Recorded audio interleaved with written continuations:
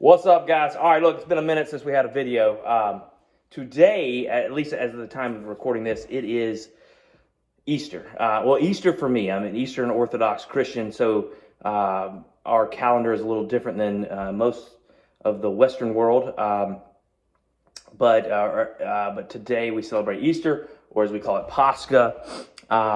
Yesterday was actually my birthday, so I got to celebrate my birthday with a midnight service celebrating Easter, and it was beautiful.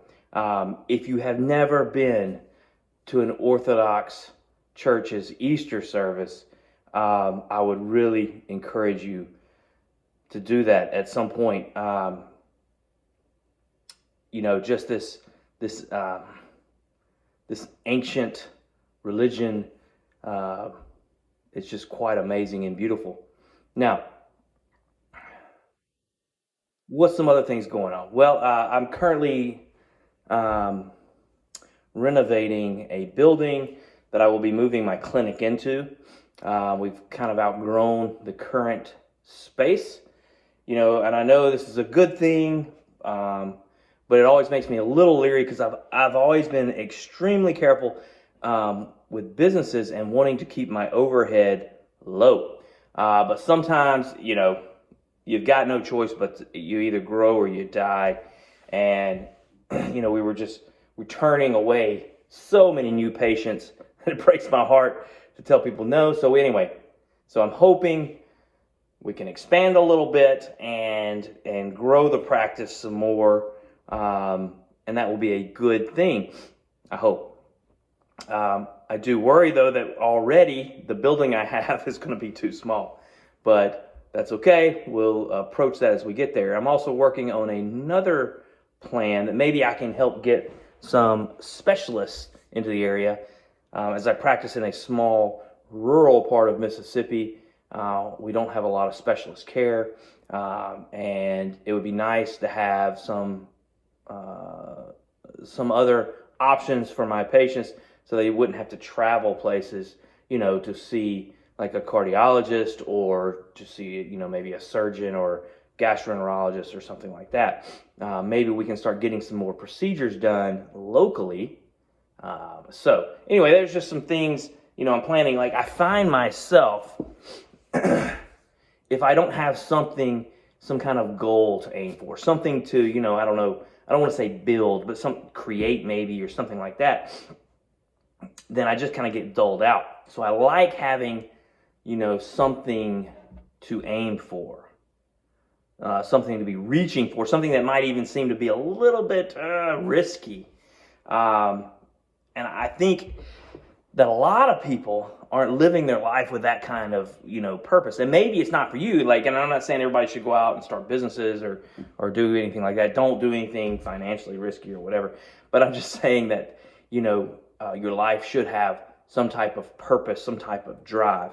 But it's okay to have like a part of your life, where you don't have that because maybe you're not in the right place for it. You know what I mean? Or maybe you're just in a different season right now. So you don't want to just necessarily make something up just to make it up. You know what I mean? And oftentimes I just like brainstorm ideas, and I've just kind of thrown around a few that they may not ever actually happen, right? But just by brainstorming and kind of going in that direction, something else opens up. And then maybe that other thing actually, I'm like, no, that's what it is. That's what it should have always done, but I just didn't have the idea. You know what I mean? So brainstorming ideas is a great habit to start. Sometimes I just write ideas down, like bad ideas, like things that I might want to do in 10 years or something like that. They may not be anything I actually ever start to go forward, but just by putting all those ideas out, eventually I tend to pick one or two. You know what I mean? This kind of helped me get really motivated to write my books in the past that I've written. And even just come up with ideas for the books. Just brainstorming ideas. I mean, just writing out a list. This guy I used to read, who's written a couple books, he used to say he would write 10 ideas every day, and that was how he kind of would come up with ideas. Most of the ideas were bad, but it didn't stop him from trying, just throwing them out there. And it's okay to get rid of the bad ideas. Sometimes you got to get the bad ideas out so you can then start having good ideas. So that's where I'm kind of at right now.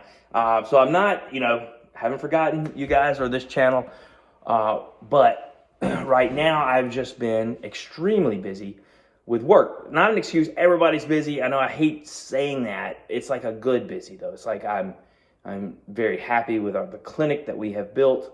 I'm very happy, with the patients that I have, and I just want to be more available and able, to continue to focus on the people here that need help. Now, if you guys have any specific questions about tapering medicine, any problems you're having, please shoot them in the comments. We can do more videos, and it doesn't have to be just videos on Suboxone or addiction, even though that does seem to be what most people come here to find out about, right? If you're having luck changing over to Sublocade, let me know. If right now I've got a patient that he hasn't been struggling with addiction that long with opiates, so he kind of started getting help really quickly, and we are going to try a quick taper so that he is not on Suboxone long term, and hopefully that will work out, and he will be able to get off opiates and get off the Suboxone without any severe withdrawal and without losing his job and without causing damage to his family life, et cetera, et cetera. But we'll see, if obviously staying clean is the goal. So if we need to continue the Suboxone, we will. But right now, him and I have discussed it, and he is very dedicated in trying to do this quickly, as quickly and safely as possible, so that he's not on long-term medications. And we're also going to utilize a little bit of clonidine to help with sleep and with some withdrawal symptoms as he tapers off the Suboxone. So again, I'll keep you updated and let you know how that goes. Everybody's a little different, so we'll see. We'll see what happens with him, okay? All right, guys. Read righteous propaganda. Peace.